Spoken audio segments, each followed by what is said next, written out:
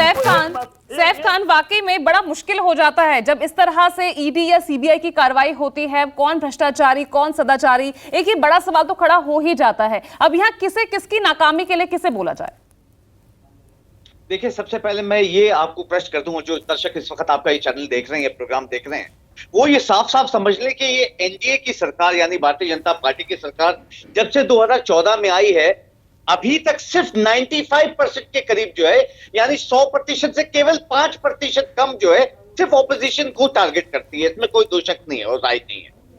सिर्फ जितने भी छापे पड़े हैं ऑपोजिशन के ऊपर पड़े हैं, और चलिए ठीक है, छापे पड़ने चाहिए, जो है होना चाहिए, सामने आनी चाहिए असलियत जो है। मगर अभी जो सुप्रीम कोर्ट का अपना हवाला देके अपने आप को लॉयर बता रही थी, मैं जानना चाहता हूं कि कुलदीप सिंह सेंगर जो रेपिस्ट था, उस पर पॉस्को एक्ट लगने के बाद प्रावधान क्या है कोर्ट में, जो कि फौरन गिरफ्तारी हो जाएगी, 1 साल उसको छोड़ा नहीं जाता। जो है ब्रिजभूषण जो है, उसके ऊपर इतने सारे जो एलिगेशंस लगे, गिरफ्तारी नहीं हुई जो है। तो यहाँ पे चैनल पे बैठ के जो है अपनी सफाइयां ना पेश करे जो है। दूसरी चीज जो है, अभी बहुत सारे नाम आए, परंतु अधिकारी ये सब जो ये सबको, और अडानी के मामले में क्या हो रहा है। ठीक है, जवाब दीजिए अनुजा जी, जवाब दीजिए। आपके उन सवालों का जवाब, आप अपने नेताओं के खिलाफ जो कार्रवाई की आप बात कह रही थी, उसी का जवाब दे रहे थे सैफ खान। नहीं, मैं क्या जवाब दूं इसके अंदर? अरे भाई, मेरे पास सीबीआई ईडी नहीं है, आप लोग के पास भी कोर्ट है यार। आप जाके करिए ना बात, मुझे क्या पूछ रहे हैं? आप जाके कीजिए बात। आपके पास में किसी ने को रोक थोड़ी ना रखा है। आपके राइट है, आप लोग लगाइए, आप लोग जाइए सुप्रीम कोर्ट में, कोर्टों में जाइए, जाके बात कीजिए। कौन सा बीजेपी का एफिडेविट आया, दिखा दिए मुझे। किसी बीजेपी का एफिडेविट आया क्या कभी? ये बोला है ये मेरा बंदा है, छोड़ दीजिए, ऐसे करके बोला क्या कहीं पे? दिखाइए एफिडेविट। किसी क्या कैसे मैंने एफिडेविट हम लोगों ने डाला हो? आज बात करते हैं यहाँ पे, और ब्रिजभूषण की बात कर रहे हैं, किसी का भी कर रहे हैं। अब जाइए ना, आपको तकलीफ है, अब जाइए। हमसे क्या बात कर रहे हैं? हमने थोड़ी ना डाला है किसी को अंदर। आपके बंदे गए हैं, वो कोर्ट भेज रही है, आपको बेल मिल रही है तो कोर्ट दे रही है, आपका केस इन्वेस्टिगेशन हो रही है तो कोर्ट कर रही है। मैं क्या कर रही हूँ? कहां पर हम लोग बीजेपी खड़ी है इसके अंदर? इस तरीके से बातें करके भाजपा जो non tolerance of the corruption के अंदर बात कर रही है, तकलीफ आपको है। और आरजेडी का मैं एक बात और जरा समझा दूं कि आरजेडी के जो यहाँ पर बैठे हैं प्रवक्ता, आपके अगेंस्ट, लालू प्रसाद के अगेंस्ट हम लोगों ने नहीं करी थी कार्रवाई, पहले आप ही के कांग्रेस वालों ने करी थी। तो आप जाकर पहले तो कांग्रेस से बात कीजिए। आपकी उसके ऊपर सीबीआई की ईडी हुई है, तो आप हमसे बात मत कीजिए, वो तो फर्दरेंस में हो रही है चीजें। और कौन यहाँ पर बैठ के बात कर रहा है? अरे आप लोग के खुद के कांड है, सामने नजर आ रहे हैं। हम क्या कर रहे हैं? आप लोगों ने अपने कांड खुद ही, आप कहते हैं कि कांग्रेस ने अपने कांडों पे खुद पर्दा डालने की कोशिश नहीं करी और बात करी। तो भाई बीजेपी तो थी ना, बीजेपी थी ना आपके विपक्ष में, तो उनके कांडों के ऊपर भी पर्दा क्यों डलवाया? तो लेकर आते ना, मुझे बताते हैं आपके कांग्रेस के टाइम पे बीजेपी पे आपने कितनी बार विपक्ष पे बात करी। लाओ विपक्ष की बात दिखाओ मुझे। आप बात करने के लिए यहाँ आकर बात नहीं होगी, यहाँ पर आपको सुनिश्चित करके दिखाना पड़ेगा। और इन्वेस्टिगेशन मैं नहीं कर रही हूँ, इन्वेस्टिगेशन कर रहा है सीबीआई, इन्वेस्टिगेशन कर रहा है ईडी। और जैसे कि अरविंद केजरीवाल ने अपने आप भी एफबीयू बना लिया था। लेकिन बहुत सारी चीजें मुझे ऐसी होती है ना, चुनाव आता है तो उस समय ये कार्रवाई और तेज होती नजर आती है, जैसा कि अभी हम फिलहाल देख रहे हैं। और ऐसा अक्सर हम चुनावों के आसपास देखते हैं, और इसीलिए विपक्ष ये परसेप्शन क्रिएशन में सक्सेसफुल होता नजर आता है।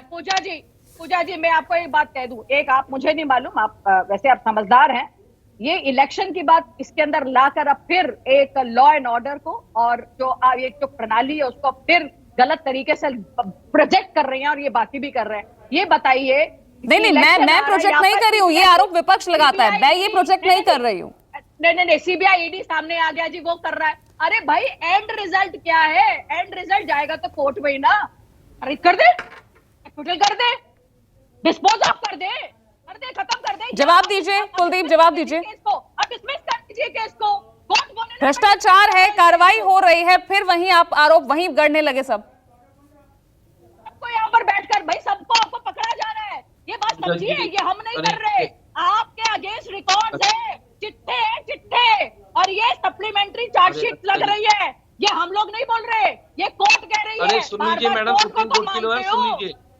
क्यों कोर्ट को तो मानते हो? कोर्ट पे ध्यान रखो भाई साहब। ठीक है अनुजा जी, आपको जरूर जवाब देने दीजिए। ठीक है, बड़ी जल्दी। ठीक है कुलदीप जी। पूजा जी देखिए, आपने देखा होगा, बिल्कुल अनुजा जी बहुत बौखलाई हुई लग रही हैं, और इतनी तेज तेज चिल्ला रही है आपके चैनल पे बैठकर, एक राष्ट्रीय चैनल है ये, और बहुत घबराई हुई लग रही है। इनको पता है कि इनकी पोल इस देश के सामने खुल चुकी है।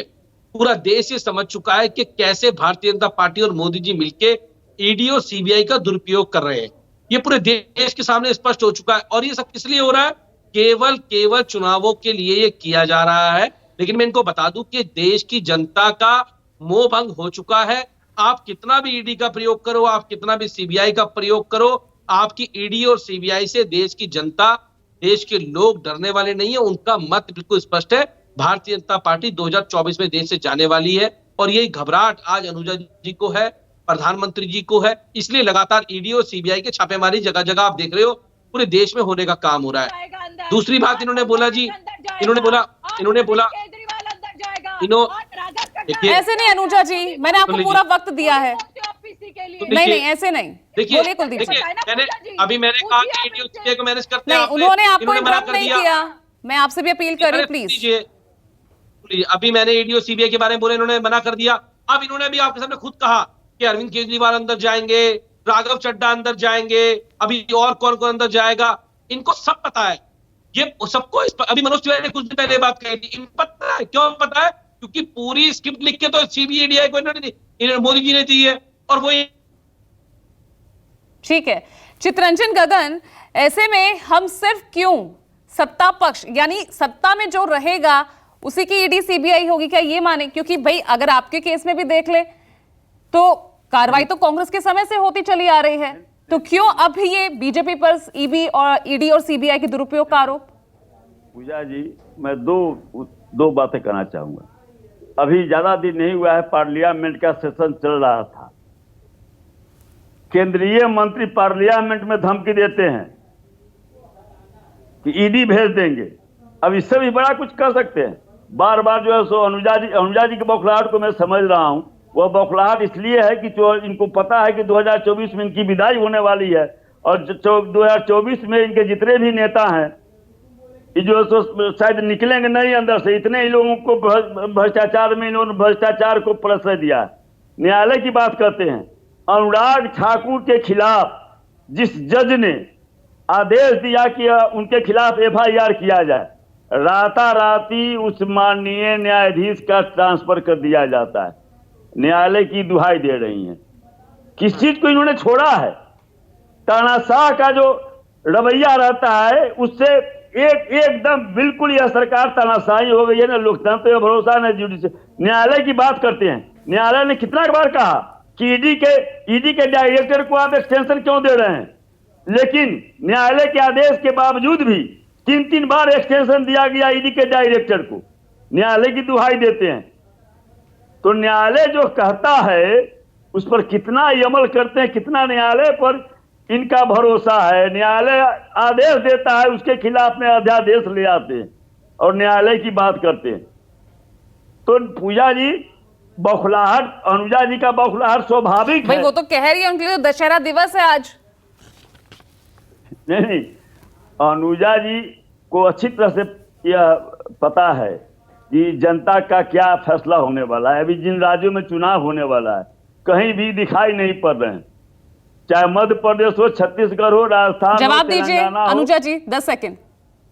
मैं जवाब देना, यही तो जवाब मैं तब से सबको दे रही हूँ। भाई आप लोगों को विश्वास रखना चाहिए। कोर्टों में जाइए, कोर्टों के दरवाजे खुले हैं, वहां जाकर बात कीजिए। और जिस आपने इलेक्शन कमिश्नर की बात कर रहे हैं, इलेक्शन कमिश्नर में जब कोर्ट ने कहा कि ये नहीं होगा, अपने आप नहीं होगा, क्या चौथी बार आ गया? वो नहीं आए ना, तो फिर क्या बातें कर रहे हो अब यहाँ बैठकर? कोई मतलब है किसी बात का? अरे हम लोग कहीं कुछ नहीं कर रहे, हम लोग कहीं नहीं। 10 सेकंड कुलदीप आपको दे रही हूँ, क्योंकि ईडी के हाथ अब केजरीवाल तक पहुंच गए हैं, तो ऐसे में मुश्किल तो आने वाले वक्त में और बढ़ने वाली है आप लोगों के लिए।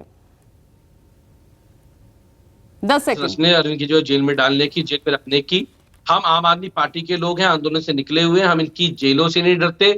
और ये लड़ाई, ये संघर्ष देश के संविधान और लोकतंत्र को बचाने के लिए जारी रहेगा।